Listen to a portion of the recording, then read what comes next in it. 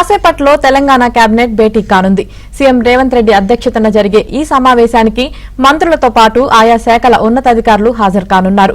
EC షరతులను దృష్టిలో ఉంచుకుని ధాన్యం కొనుగోలు, అకాల వర్షాలు, వానాకాలం పంటల ప్రణాళిక, జూన్ 2న రాష్ట్ర ఆవిర్భావ దినోత్సవ కార్యక్రమాలు వంటి వాటిపై మంత్రివర్గం చర్చించనున్నట్లు సమాచారం. సీఎం రేవంత్ రెడ్డి రైతు రుణమాఫీపై చాలా పట్టుదలగా ఉన్నారు. ఆగస్టు 15లోగా మాఫీ చేసి తీరుతామని పదే పదే చెప్పారు. ముందుగా అనుకున్న ప్రకారం కేబినెట్ లో ఇదే కీలక అంశమయ్యేది. కానీ సీఈసీ షరతులతో చర్చకు అవకాశం లేదు. సార్వత్రిక ఎన్నికల ఫలితాలు వెలువడి కోర్టు తొలగిపోయే నేపథ్యంలో జూన్ 4 తర్వాతనే చర్చించే వీలుంది. రాజకీయంగా లోక్సభ ఎన్నికల్లో కాంగ్రెస్ అభ్యర్థుల గెలుపుపై అవకాశాలపై మంత్రివర్గంలో సమీక్ష జరిగే అవకాశం ఉన్నట్లు తెలుస్తుంది.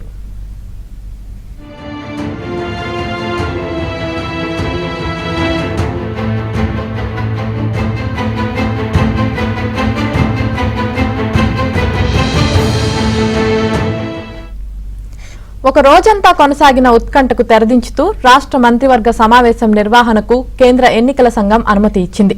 అయితే కోడ్ అమల్లో ఉన్న నేపథ్యంలో జూన్ 4 లోపు చేయాల్సిన అత్యవసరమైన అంశాలనే చర్చించాలని షరతు విధించింది. ముఖ్యంగా రైతు రుణమాఫీ, హైదరాబాద్ ఉమ్మడి రాజధాని వంటి అంశాలను భేటీలో చేపట్టకూడదని పేర్కొంది. ఎన్నికల ప్రక్రియలో భాగస్వామ్యులైన అధికారులు సమావేశంలో పాల్గొనకూడదని స్పష్టం చేసింది. నిన్న ఈసీ నుంచి ఈ మేరకు సమాచారం రావడంతో వెంటనే రాష్ట్ర ప్రభుత్వం చర్యలు చేపట్టింది.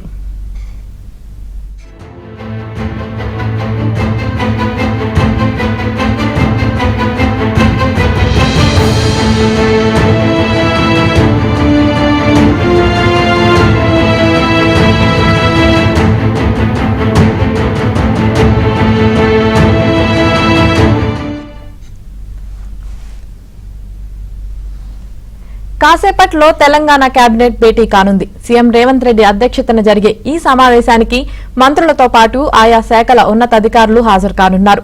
ఈసీ షరతులను దృష్టిలో ఉంచుకుని ధాన్యం కొనుగోలు, అకాల వర్షాలు, వానాకాలం పంటల ప్రణాళిక, జూన్ 2న రాష్ట్ర ఆవిర్భావ దినోత్సవ కార్యక్రమాలు వంటి వాటిపై మంత్రివర్గం చర్చించనున్నట్లు సమాచారం. సీఎం రేవంత్ రెడ్డి రైతు రుణమాఫీపై చాలా పట్టుదలగా ఉన్నారు. ఆగస్టు 15లోగా మాఫీ చేసి తీరుతామని పదే పదే చెప్పారు. ముందుగా అనుకున్న ప్రకారం కేబినెట్ లో ఇదే కీలక అంశం అయ్యేది. కానీ సీఈసీ షరతులతో చర్చకు అవకాశం లేదు. సార్వత్రిక ఎన్నికల ఫలితాలు వెలువడి కోర్టు తొలగిపోయే నేపథ్యంలో జూన్ 4 తర్వాతనే చర్చించే వీలుంది. రాజకీయంగా లోక్సభ ఎన్నికల్లో కాంగ్రెస్ అభ్యర్థుల గెలుపు అవకాశాలపై మంత్రివర్గంలో సమీక్ష జరిగే అవకాశం ఉన్నట్లు తెలుస్తుంది.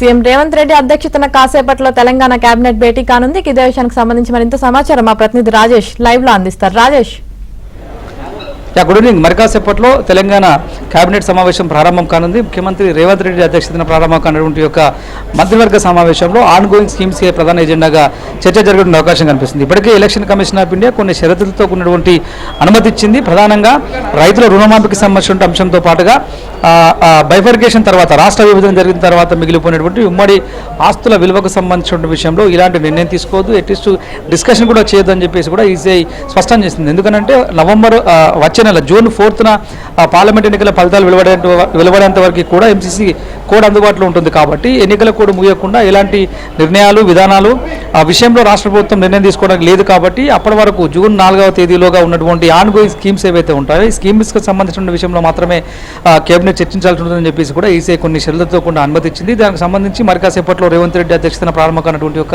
మంత్రివర్గ సమావేశంలో ప్రధానంగా ఈ ఖరీఫ్ సీజన్కు సంబంధించినటువంటి చర్చ జరిగే అవకాశం ఉంటుంది. వచ్చేదంతా కూడా వానాకాలం సీజన్ కాబట్టి ఈ వానాకాలంలో పంట, వ్యవసాయం తదితర అంశాలే ప్రధాన ఎజెండాగా చర్చ జరుగుతుంది. ఇక దీంతో పాటుగా రాష్ట్ర వ్యాప్తంగా జూన్ నెల నుంచి పాఠశాలన్నీ కూడా ప్రారంభమయ్యే అవకాశం ఉంటుంది. కాబట్టి అన్ని పాఠశాలలో మౌలిక వసతుల రూపకల్పన, పాఠ్యపుస్తకాల పంపిణీ, అదేవిధంగా స్కూల్ యూనిఫామ్స్ డిస్ట్రిబ్యూషన్ తదితర అంశాలపై కూడా సీఎం రేవంత్ రెడ్డి మంత్రివర్గ సమావేశంలో చర్చించే అవకాశం కనిపిస్తుంది. ఇక ధాన్యం కొనుగోలు కేంద్రాల వద్ద ఉన్నటువంటి పరిస్థితిని అంతా కూడా ఎప్పటికప్పుడు అన్ని జిల్లాల కలెక్టర్ ద్వారా సిఎస్ శాంతికుమారి నివేదిక తెప్పించుకుంటుంది. ప్రధానంగా ఇవాళ జరగబోయేటువంటి మంత్రివర్గ సమావేశంలో రాష్ట్ర వ్యాప్తంగా ఎన్ని మెట్రిక్ టన్నుల ధాన్యం కొనుగోలు చేశారో, మిగతా ధాన్యం ఎక్కడ ఉండింది, ఉన్నటువంటి ధాన్యం కొనుగోలు కేంద్రాల్లో ఏర్పాట్లు ఏ విధంగా ఉన్నటువంటి అంశం పట్ల కూడా మంత్రివర్గ సమావేశంలో చర్చకు వచ్చే అవకాశం కనిపిస్తుంది. ఇక మేడిగడ్డ అంశం కూడా మరోసారి మంత్రివర్గ సమావేశంలో చర్చించబోతున్నారు.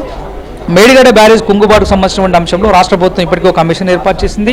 ఎన్డీఎస్ఏ టీం ఇచ్చినటువంటి నివేదిక ఏదైతే ఉందో, నేషనల్ డ్యామ్ సేఫ్టీ అథారిటీ ఇచ్చినటువంటి టీం ఇచ్చినటువంటి ఆ నివేదికను మరొకసారి మంత్రివర్గ సమావేశం చర్చించే అవకాశం ఉంటుంది. ఇప్పటికే ముఖ్యమంత్రి రేవంత్ రెడ్డి మరోసారి మేడిగడ్డను విజిట్ చేస్తాను, మేడిగడ్డలో వచ్చినటువంటి ఇబ్బంది రాబోయే రోజుల్లో అన్నారం సుందిల వరకు కూడా వ్యాపించే అవకాశం ఉంటుంది. కాబట్టి ఈ వానాకాలంలో ఎక్కువగా వరద పోటెత్తే అంశం ప్రధానంగా పరిగణించి ఈ ఏదైతే ఎల్ఎన్టీ సంస్థ ఉందో ఆ సంస్థకు మరమ్మతులకు సంబంధించిన అంశంలో కూడా ఇలాంటి నిర్ణయాలు తీసుకుంది. ఒకవేళ తీసుకోకపోతే కనుక ఎటువంటి చర్యలకు రాష్ట్ర ప్రభుత్వం ఆదేశాలు జారీ చేయాలన్న అంశం పట్ల కూడా ఇవాళ మంత్రివర్గ సమావేశంలో చర్చకు వచ్చే అవకాశం ఉంటుంది. ఇక దీంతో పాటుగా రేవంత్ రెడ్డి ముఖ్యమంత్రి అయిన తర్వాత మొట్టమొదటిసారి జరుగుతున్నటువంటి రాష్ట్ర అవతరణ వేదికలు జూన్ 2వ తేదీన పరేడ్ గ్రౌండ్లో కూడా నిర్వహించాలని చెప్పేసి కూడా రాష్ట్ర ప్రభుత్వం భావిస్తూ ఉంది. దాదాపు 10,000 మందితో భారీ బహిరంగ సభను అక్కడ జూన్ 2వ రాష్ట్ర అవతరణ దినోత్సవం సందర్భంగా నిర్వహించాలి.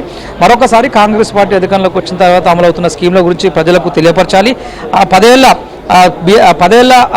రాష్ట్ర సాధన తర్వాత 10 ఏళ్ల పాటు జరిగినటువంటి బీఆర్ఎస్ ప్రభుత్వంలో జరిగినటువంటి ఇబ్బందులు, ఇష్యూస్ అన్నింటినీ కూడా జూన్ 2వ తేదీన రాష్ట్ర అవతరణ దినోత్సవ సందర్భంగా పరేడ్ గ్రౌండ్లో సమావేశం నిర్వహించి ప్రజలకు తెలియపరచాలన్నటువంటి ఆలోచన కూడా రాష్ట్ర ప్రభుత్వం ఉండింది. దీనికి సంబంధించి ఈసీఐ అనుమతి కోరేందుకు రాష్ట్ర ప్రభుత్వం లేఖ కూడా రాసింది. ఒకవేళ ఈసీఐ నుంచి అనుమతి వస్తే జూన్ 2వ తేదీన రాష్ట్ర అవతరణ దినోత్సవ వేడుకలు ఘనంగా నిర్వహించాలని చెప్పేసి కూడా రాష్ట్ర ప్రభుత్వం భావిస్తుంది. దీనికి సంబంధించిన అంశం కూడా ప్రధానంగా కేబినెట్లో చర్చకు వచ్చేటువంటి అవకాశం అయితే ఉంటుంది. సో ఓవరాల్గా మరి కాసేపట్లో ప్రారంభమైనటువంటి యొక్క మంత్రివర్గ సమావేశానికి మంత్రులు, ఉన్నత స్థాయి అధికారులందరూ కూడా హాజరయ్యారు. సాయంత్రం 7-8 గంటల వరకు కూడా కేబినెట్ దాదాపు సుదీర్ఘంగా చర్చించి కొన్ని నిర్ణయాలు తీసుకునే అవకాశం అవుతుంది. అయితే పాలసీపరమైనటువంటి నిర్ణయాలు, విధానపరమైనటువంటి నిర్ణయాలు ఏమాత్రం తీసుకోవే అవకాశం అయితే ఉండదు. కానీ ఆన్గోయింగ్ స్కీమ్స్ సంబంధించిన వాటి విషయంలో అమలవుతున్న తీరు, ఫర్దర్గా తీసుకోవాల్సినటువంటి కార్యాచరణపై ఖచ్చితంగా